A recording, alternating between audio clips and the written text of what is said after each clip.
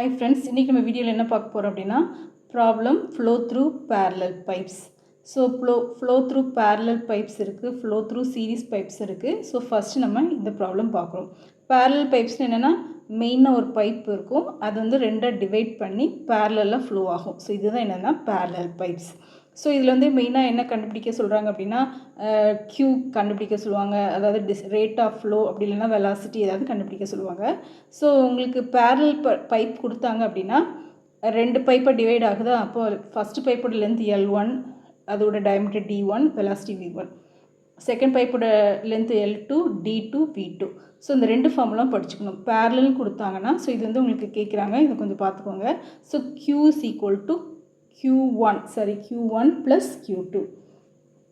Next இந்த ஃபார்முலாவும் பார்த்துக்கோங்க சரியா. பேரலல்னா Q is equal to discharge வந்து சம் ஆஃப் டூ டிஸ்சார்ஜ் இந்த பைப் Q1 plus Q2 தான் Q. நெக்ஸ்ட்டு ஹெட் லாஸ் வந்து லாஸ் டியூ டு ஃப்ரிக்ஷன் வந்து ஈக்குவலாக இருக்கும், இந்த பைப்லேயும் ஈக்குவலாக இருக்கும், இந்த பைப்லேயும் ஈக்குவலாக இருக்கும் சரியா. ஸோ இந்த ரெண்டு ஃபார்முலா படிச்சுக்கோங்க, இந்த ரெண்டு ஃபார்முலா தான் பேஸ். ஸோ ஃபஸ்ட் இந்த ப்ராப்ளம் பார்ப்போம். Main pipe divides into two parallel pipe. ஒரு மெயின் பைப் வந்து ரெண்டாக டிவைட் ஆகுது, Q1 Q2. அதுக்கப்புறம் என்ன ஆகுது, it's again forms one pipe, மறுபடியும் அது ஒரு பைப் ஆகுது.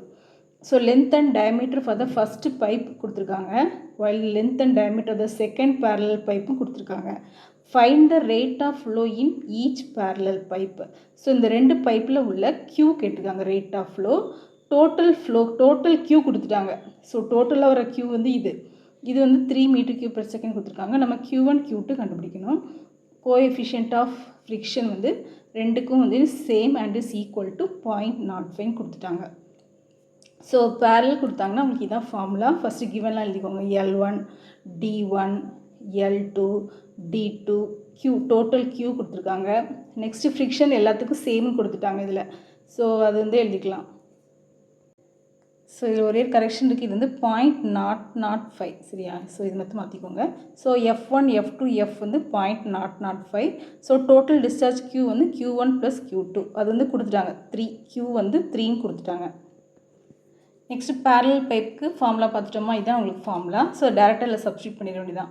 So 4F friction factor, length, இதில் வந்து V1 V2 நமக்கு தெரியாது, அதான் நம்ம கண்டுபிடிக்க போகிறோம். கண்டுபிடிச்சி லாஸ்ட்டாக Q1 Q2 கண்டுபிடிக்க போகிறோம். So V1 square by D1 diameter G வந்து 9.81. அதே மாதிரி இங்கேயும் செகண்ட் பைப்போட தான் சப்ஸ்டியூட் பண்ணிவிட்டு நீங்கள் சிம்பிளிஃபை பண்ணிங்க அப்படின்னா உங்களுக்கு V1 square by 1 is equal to V2 square by 0.8.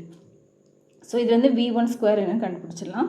So இது வந்து ஒரு ஈக்குவேஷனாக வச்சுக்கோங்க, ஏன்னா நமக்கு V1 தெரியாது, V2 தெரியாது, Q1 Q2 எதுவுமே தெரியாது. ஸோ இது வந்து ஒரு ஈக்குவேஷனாக வச்சுக்கோங்க. நெக்ஸ்ட் இது உங்களுக்கு தெரியும், Qன்றது discharge is equal to area into velocity. Area of the pipe என்னது, π/4 D1 square first பைப்புக்கு, velocity V1. இந்த V1ல் என்ன சப்ஸ்டியூட் பண்ணால் இங்கே இருக்கா, இதை சப்ஸ்டியூட் பண்ணுறீங்க, ஏன்னா நம்ம கண்டுபிடிக்க போகிறோம் இதுதான். ஸோ இதில் சப்ஸ்டியூட் பண்ணிடுங்க. Q2ன்றது அதே தான், area of the second pipe into velocity of the second pipe. So π/4 D2 square into V2.